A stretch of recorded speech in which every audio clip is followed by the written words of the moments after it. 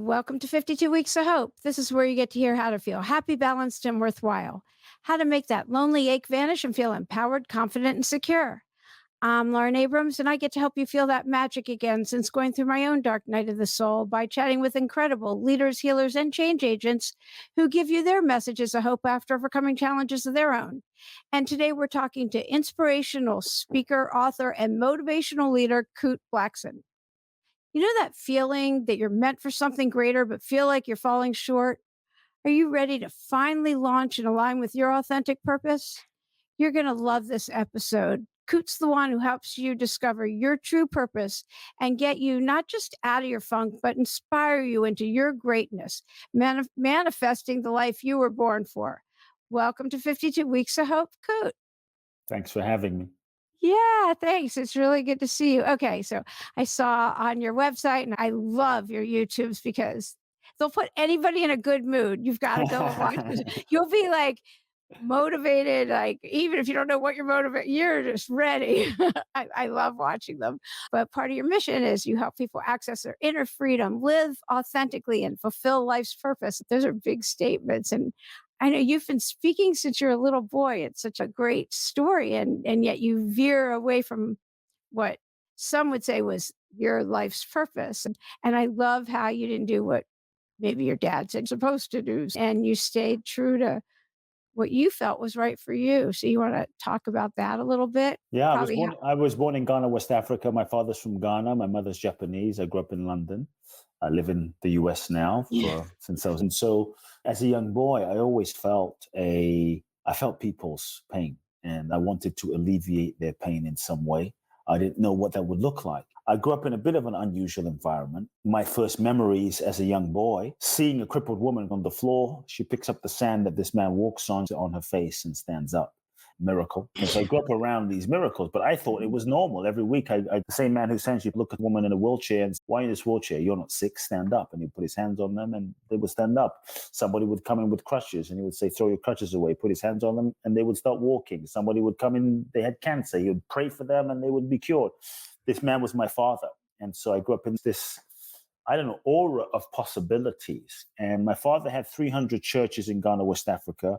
He was a very spiritual and mystical man, so to speak. So I was blessed in that sense because I grew up with a real sense of spirituality in the metaphysical realm as well. He had thousands of self-help, personal growth books, spiritual books from Eastern mystics to Western mystics on his bookshelf. So I would sneak into my father's bookshelf from the age of 8 and read books. And so I became very obsessed with trying to understand life and who am I and why am I here? What's the purpose of life? Where do I come from? Where are we going? And so from age 8, I started speaking in my father's church. I was thrown into the audience one day at the age of 8, and I had no idea what was happening, but words started coming out of my mouth, and my speaking career began. No And from stage fright, huh? I didn't think about it, to be honest. I think I was innocent enough and stupid enough and not really self-aware enough that I just stood there and something happened. And so from that moment, I would speak every few weeks, every month, every 1 to 2 months, I'd be speaking in my dad's church. And that was a really, I don't know, it was a very special experience looking back now. Yeah, And yeah. so when I was 14, I was actually ordained as a minister. And I was given the Wow. mandate to take over my father's organization. And we're talking hundreds of thousands of followers in Ghana, West Africa, right? And 5,000 people every Sunday in London. And so it was announced, unbeknownst to me, that I was the guy that was going to take over my father's spiritual legacy and his organization. And when it was announced, my heart sank because I knew this wasn't my path. This wasn't my destiny. This wasn't my trajectory, my purpose in life. And And so I want to just ask, was your mom in line with this? Did she just agree? Was she there? she Was she didn't present? really know either. Yeah. I mean, imagine we were both on stage, and all of a sudden, my mom's on stage, I'm on stage. My dad says to 5,000 people, my son's taking over.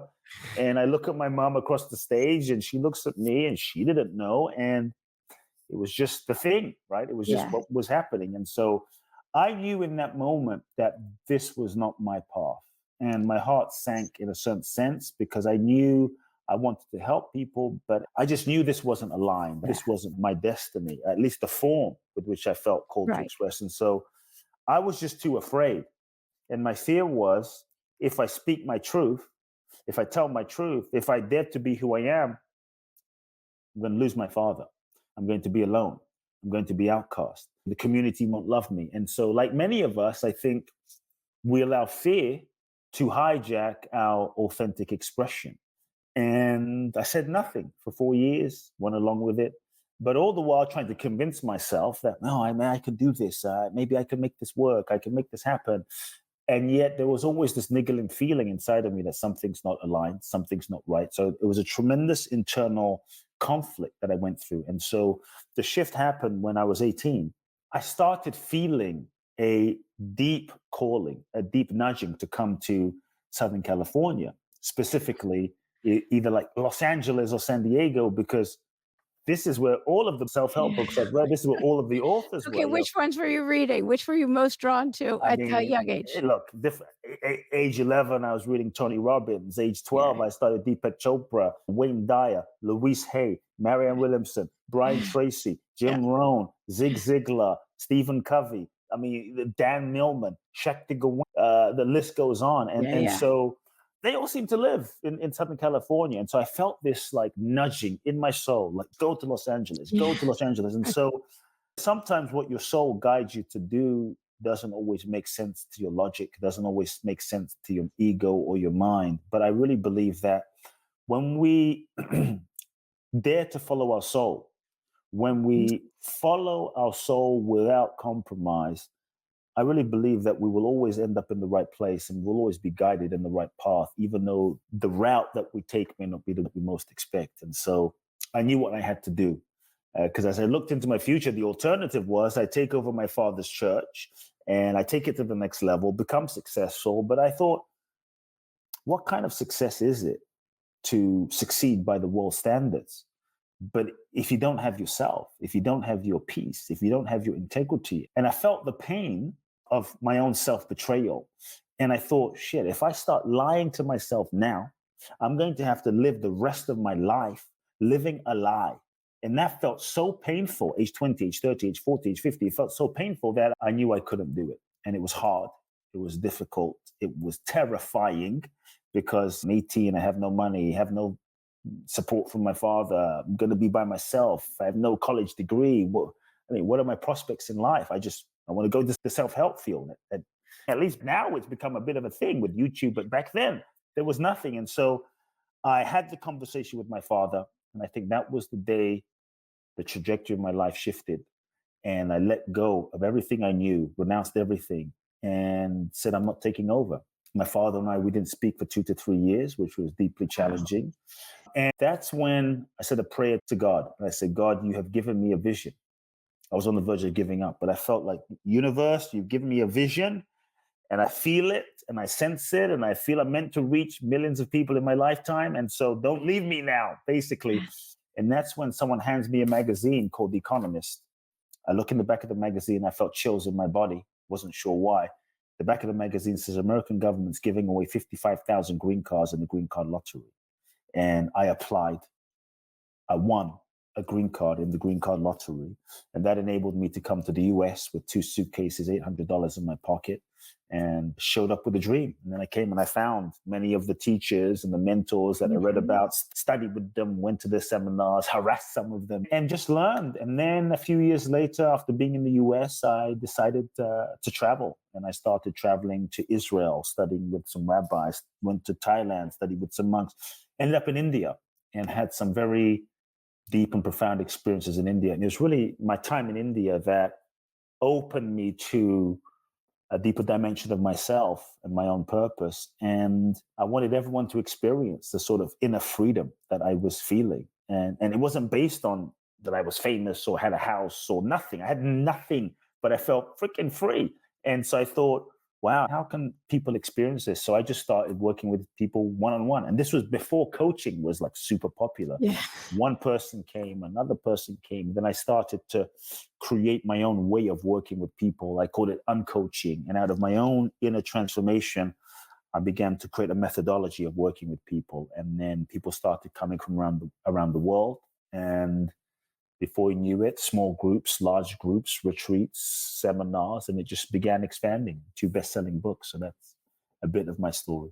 Yeah, and I love I mean, I've known about Surrender to Win for a long time, and your book is The Magic of Surrender, which people love. So it's a great book. Do you wanna talk about how you came up with The Magic of Surrender?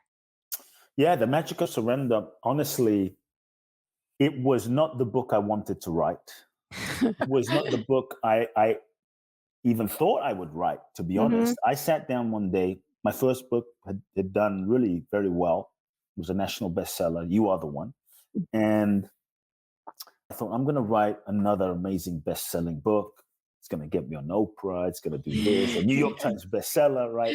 And so I sat down with a whiteboard and started coming up with all of these clever ideas, at least two clever ideas, right? And I brainstormed 50, 75, 100 titles that I thought would be amazing titles, different topics, different angles of what I thought my publisher would want, what I thought the world wanted, what I thought my clients would want, what I thought would build my brand.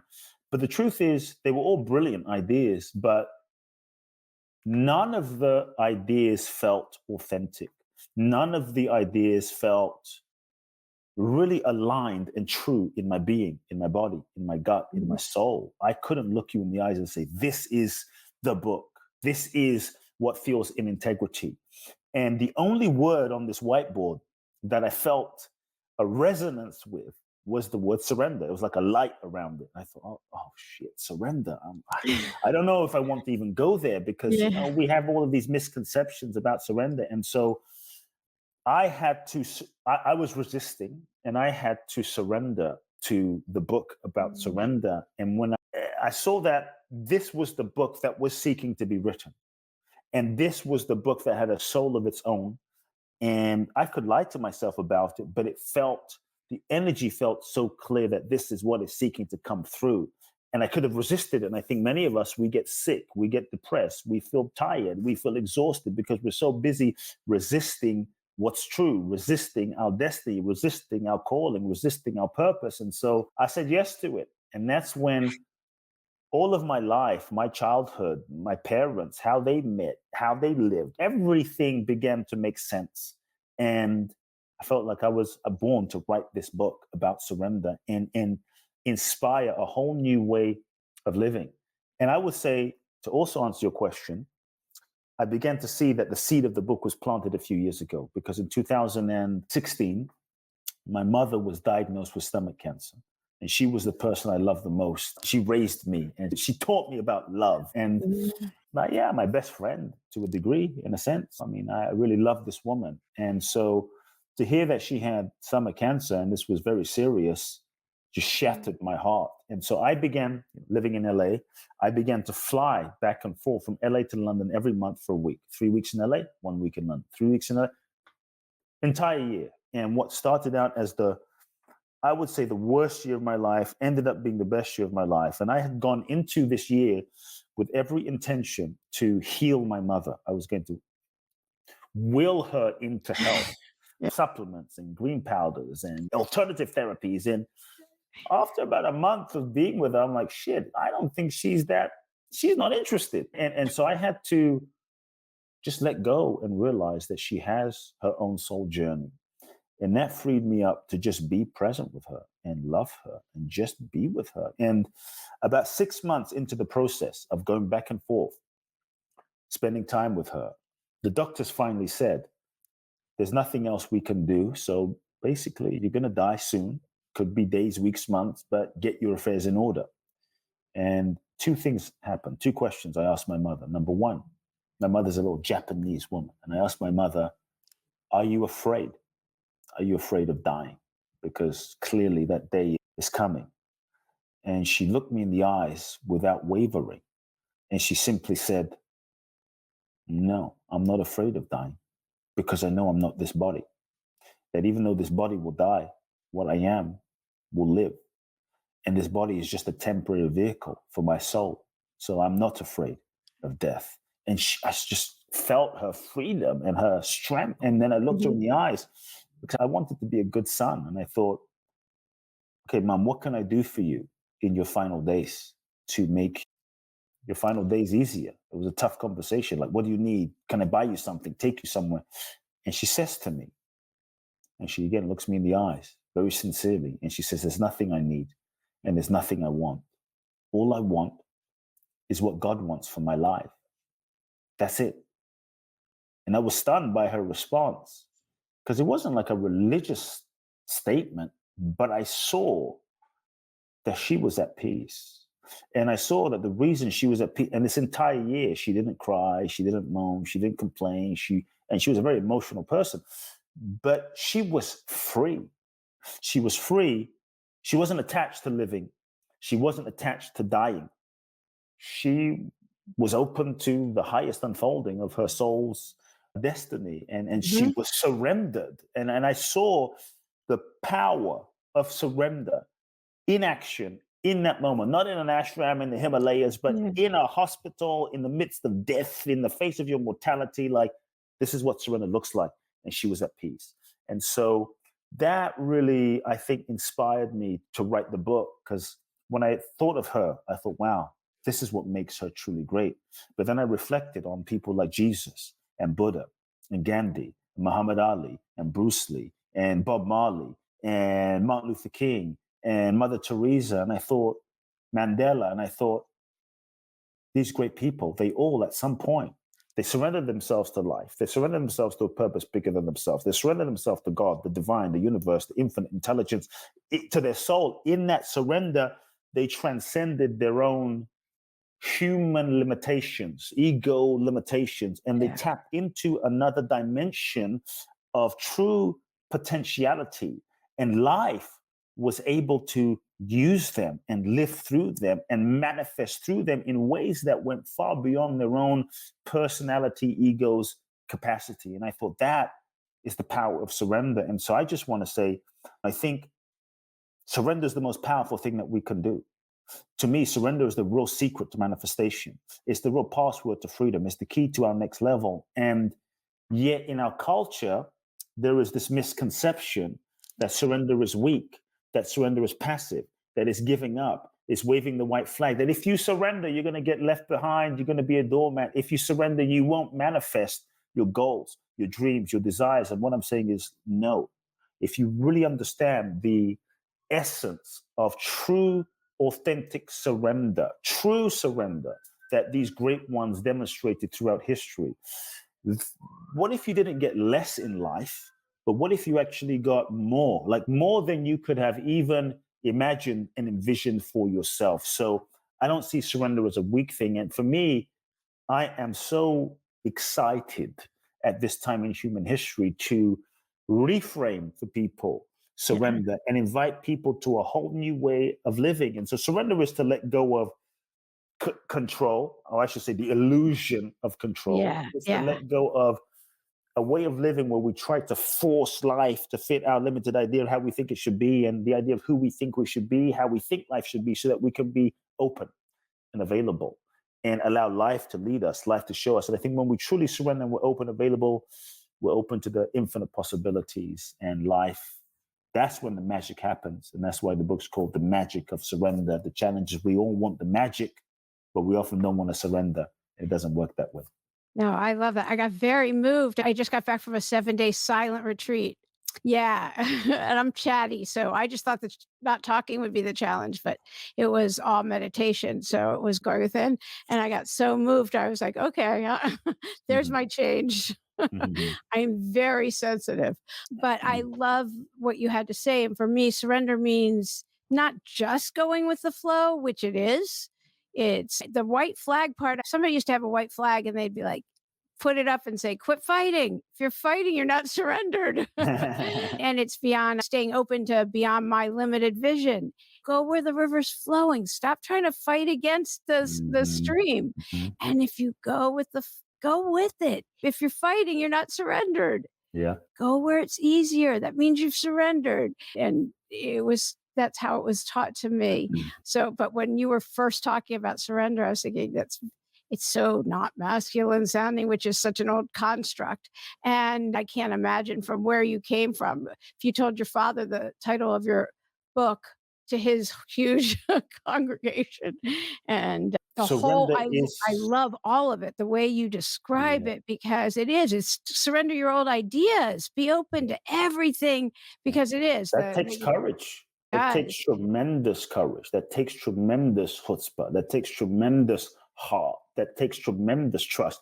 And on some level, surrender is a bit more, I mean, we could say a bit more of a feminine It's principle, just a you word, know? though, and you know what? It's a word But every it is a bit more of a feminine principle to surrender. And but we all have masculine and feminine inside yeah, of us. right, but But it takes great power.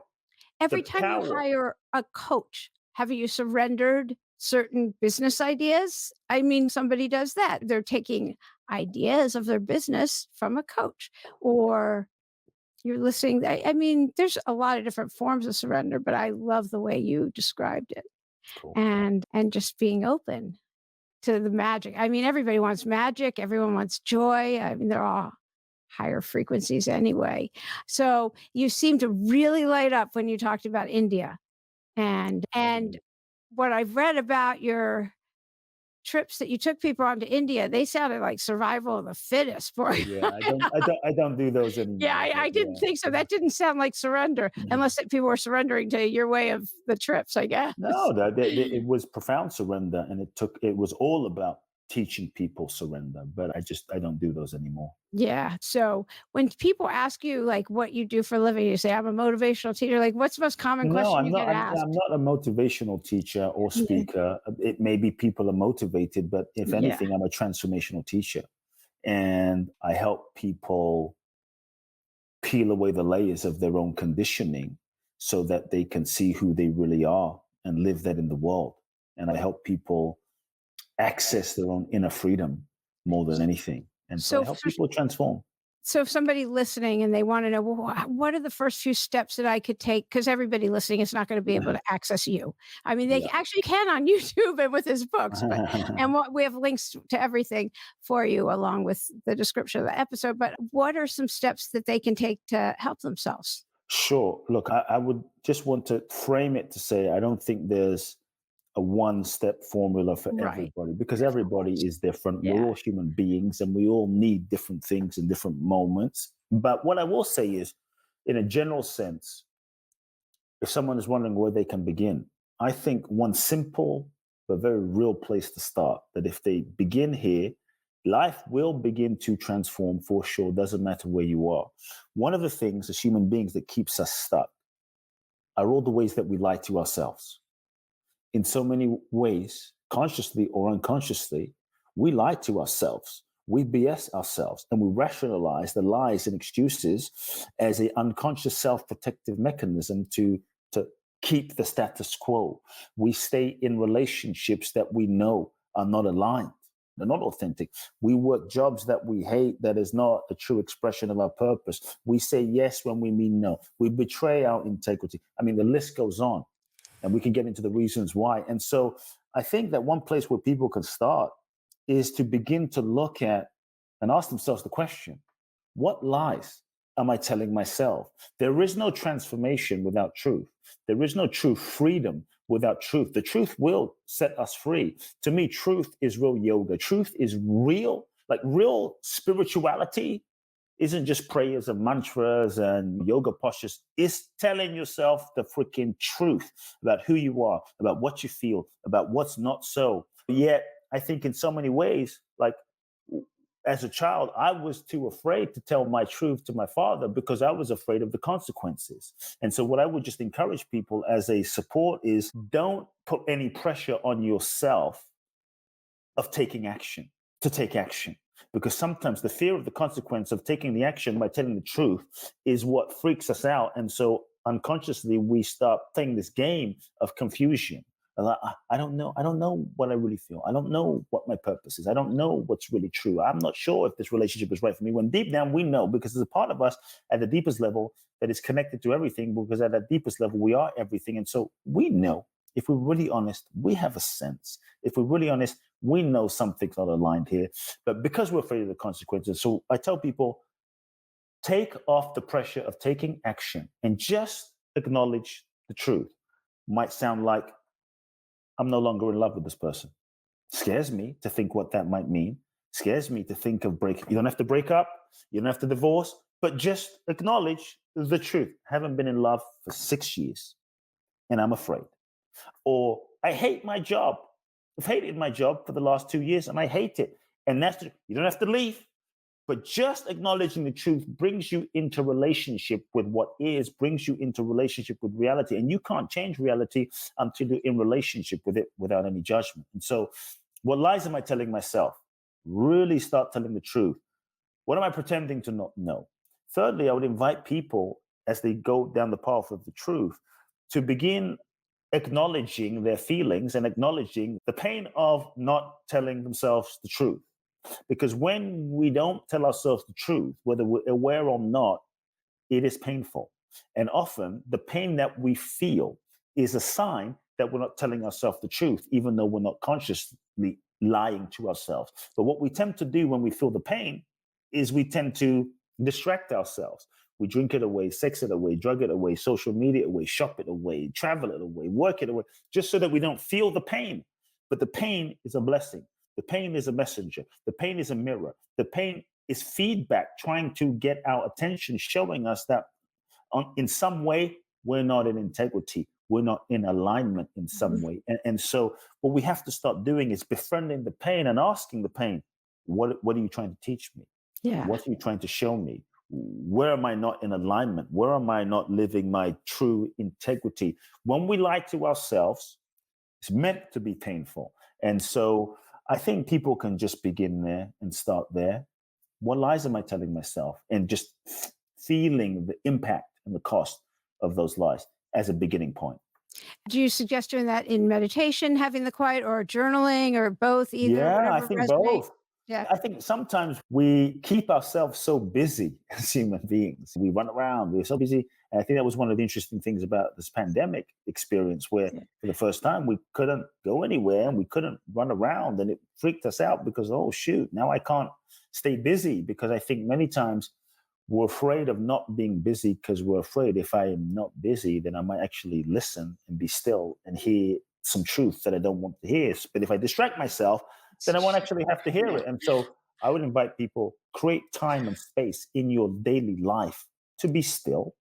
Mm. In that stillness, just listen.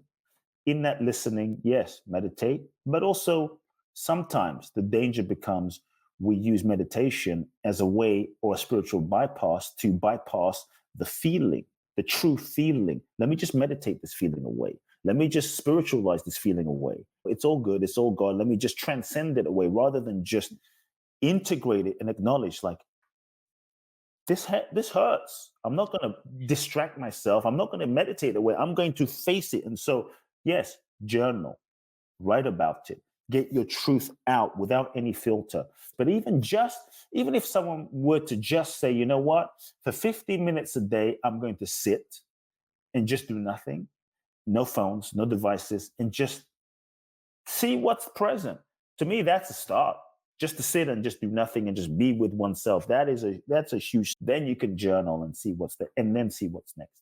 Yeah, you got to feel your feelings, or it's going to come out somewhere anyway. Yeah.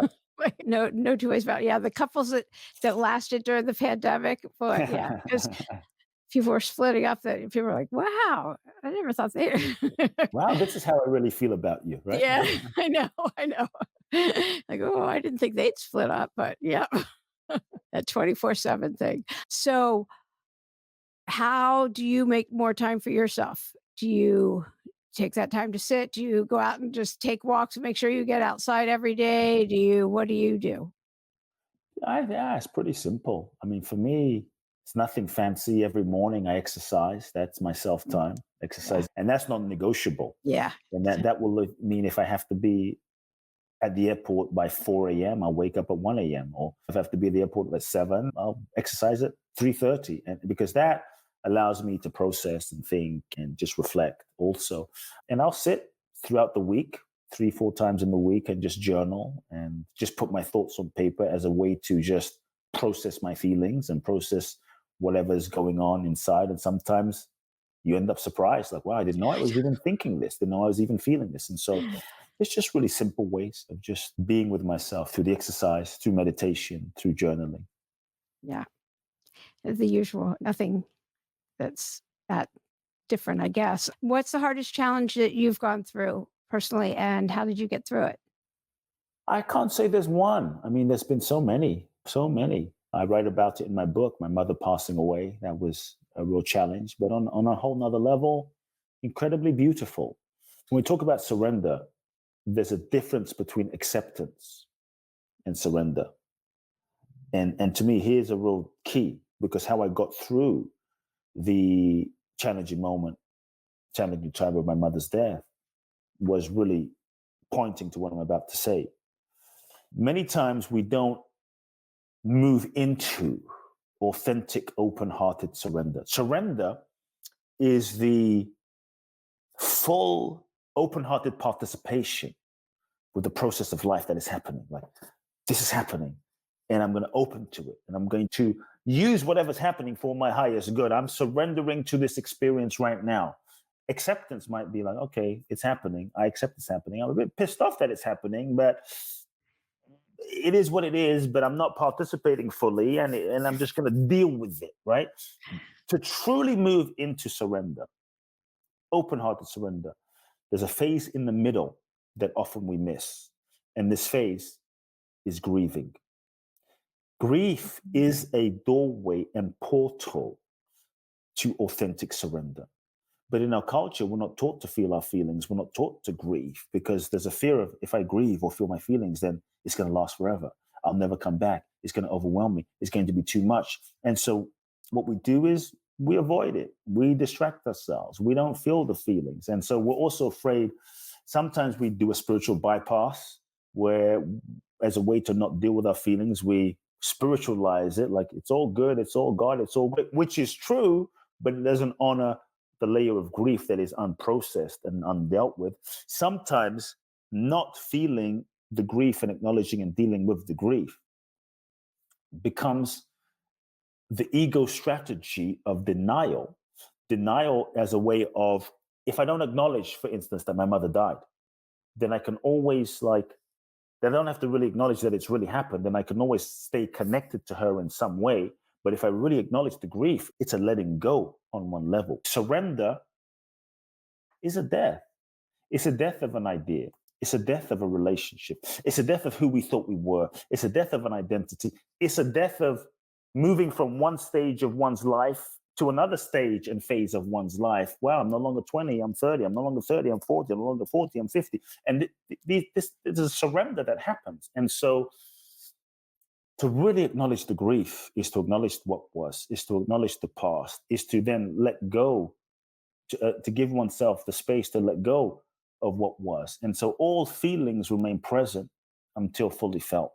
And no feelings last forever. And the feelings that we don't feel and acknowledge fully, authentically, will tend to manifest in unhealthy ways. And so when we can just be with the grief and acknowledge, not wallow in it, but be with it fully, consciously, with intention, we're able to let the grief go in stages. Yeah, yeah. There's a fine line there, definitely between the wallow and just feel your feelings fully, leaning into Yes. them. And This might help people also. I would just say that sometimes people think, they tell me, I've been feeling my feelings forever. I've been feeling them, and I just can't, it's still present. But we think we're feeling our feelings, but we don't realize that we're busy thinking about our feelings, justifying, resisting, rationalizing, analyzing, trying to understand the feelings, and not really just being with the feelings authentically. And there is a difference. So I tell people how to feel your feelings. Simple. On one level, simple. Take the label off of the feelings, grief, sadness. Take the label off and just allow yourself, without label, without preconceived idea, to experience the sensation of the grief, in quotation marks, just in your body. What is the sensation? And when you can be with the sensation of the grief, just be with it and notice where it is. Notice what happens. Just notice what happens. When you can just be with it, you get into a relationship with it, you can fully experience it, and you start seeing that every feeling has its own natural cycle. And maybe grief has layers, like an onion has layers and has layers. And so maybe one day you feel one layer of that grief. Another day there's another wave. Another day there's another wave. And each time you just be with it fully, embracing, surrendering to the experience without resistance, an aspect, a layer, a dimension of that grief dissolves. But so being with the feeling, not as a idea or concept or trying to resist it, but as just as a pure sensation, pure energy, then we're actually experiencing it. Right, right. Like, is my jaw, as an example, is your jaw's tighter? It's in your heart and chest, or it's in your a Yeah. tight stomach, or your hands. You notice it, wherever it is, and it moves. For me at least, like if I stay with it, I notice it'll start moving through my body. Mm. That's what I notice, at least if I'm able to stay with it and not Yeah. go back into my head. Yes. Yes. It's a process. Yes. That's at least for me. I always think people who've been to India a lot are a lot more evolved. When I'm in Bali, though, I feel like I'm there. It's a whole different energy. Do you have a message of hope you want to give? In terms of hope Just for, in just a message of hope. It's a question. There's no parameters on that question. Just a wow, I message of think hope. speaking to someone about this the other day, they were looking at the world and they were feeling a bit powerless and they were feeling a bit hopeless as they were looking at what's happening politically in the world and the climate and the stock market, and real estate, and the Well, that recession is always coming. those things always change. I don't know if I like that. Yeah, Yeah, it's but my they husband. were feeling I hopeless. They yes, were I know. feeling so hopeless I just about. have to. I don't ever mention this, but that's what my husband does for a living. And one day he came home and he said something about the stock market going down or something. And I said, if you came home every day saying what direction that all of that went, we wouldn't be together. Like, I Yeah. mean, it changes every single day, I'm sure. I don't pay attention. I I think mean, that that we stuff goes are. up and down. Yes, it's the nature of life, and so I just feel like we are in the midst of a real incredible awakening right now on planet Earth. And even though it might seem like we're going through some challenging, intense times, but I really believe old systems are collapsing. Old ways of doing things are collapsing. Old economic models are collapsing. Old financial systems are collapsing. And for anything new to be born, the old has to collapse. The old has to be released. For a baby to be born, it has to push through and leave its comfort zone and go through the birth canal to be born into a new world. That caterpillar has to leave its shell so that it can be birthed into the butterfly. And so right now, I feel as though we're in that process right now where, in any true, authentic healing process, mental, emotional, psychological, therapeutic healing process, the unconscious, suppressed belief systems, emotions, feelings, shadow has to be brought to light to be seen so that we can face it and heal it and release it and bring loving to it and clear it. And so it feels as though on planet Earth, everything is coming up. Everything is coming Yeah. up for us to see that is reflected in politics and finances and the world, and everything is coming up. The collective unconscious and shadow is coming up for us to face, to see, and release. And so I feel as though we are in the process of a tremendous purification collectively, like never before. And it's not that the world is going crazy, the world is getting more sane and sobering and purifying and healing through this time. And so I am very hopeful during this time. It's easy to look at the world sometimes and go, oh, this is wrong, that's wrong, this president, that president. This to me, I don't care who's president. It doesn't matter who's prime minister. It doesn't matter who's the mayor. I mean, sure, maybe we have our preferences, but the truth is, the world is a mirror manifestation of the collective consciousness of all of us combined. The world is a projection of our consciousness combined. And we may not be able to change the world out here or change the government out here, but each and every one of us has the power and the control to change ourselves. And I think when we change ourselves, when we look at the world and we go, wow, I don't like this and this, we have to ask ourselves, what is this person? What is this leader? What is this government? What does this reflect to me about myself? Because in so many ways, we look at the world that's at war. We feel hopeless. We lose hope. But in so many ways, we're at war in our own consciousness, dropping bombs of self-hatred daily. We have so much internal conflict and division within ourselves. It's easy to look at a leader in politics and go, they have no integrity. But in so many ways, we betray ourselves and don't have the integrity with ourselves daily. And so I think what we can all do is take the feedback from the world and say, you know what, I'm going to do my part to make the world a better place by healing myself, by making peace with myself, by loving myself. And so I am hopeful because I see that there is a quickening happening on planet Earth like never before, which for me, I feel we are in the midst of the greatest spiritual revolution that the world has ever seen. And we are in the process of like making a quantum leap in consciousness like never before. So to me, every one of us listening to this conversation, we incarnated at this particular time in human history for a reason. It's no accident that you incarnated. It's no accident that you're here. Your soul chose to be here, and we can no longer go to sleep or be in a coma. It's time for us all to wake up and participate in the grand process of evolution that is happening. To me, I'm excited. Well, that was an incredible message of hope. When you asked me. I talked to this rabbi, and she's very brilliant. And she doesn't remember telling me this. I reminded her a couple years later. And she told me when I was incredibly disheartened after one particular election. And she said the world needed to be shook up. I'm Yes, paraphrasing. And yes. she said, and so it just needed a big shaking, and that's what's happening, and I've held on to that, and yeah, so that's what's happening. I love your The world is caterpillar, getting. I loved all of it, I love the birthing, I've held on to that, and she does like, anyway, I reminded her a few years later when she got arrested in New York with her whole congregation, and she's very cool. But anyway, in Brooklyn. Mm. So anyway, I just thought that was really great. I was going to ask you what to do about negative self-talk in your head, but we know what to do, and I think you've addressed that. Yeah, just because So, a voice is in your head doesn't mean it's true. It's just a yeah, voice. yeah, Observe it, notice it, love it. yeah, that's good. Is there anything else I should have asked you that will be done? You'll say, Lauren never asked me about. No, no, Yeah, we had a lovely conversation. yeah, I thought that was great. I loved your message of hope too. That was a great place to end. Thank you so much for being a guest today on 52 Weeks of Hope. Thanks for having me. Yeah.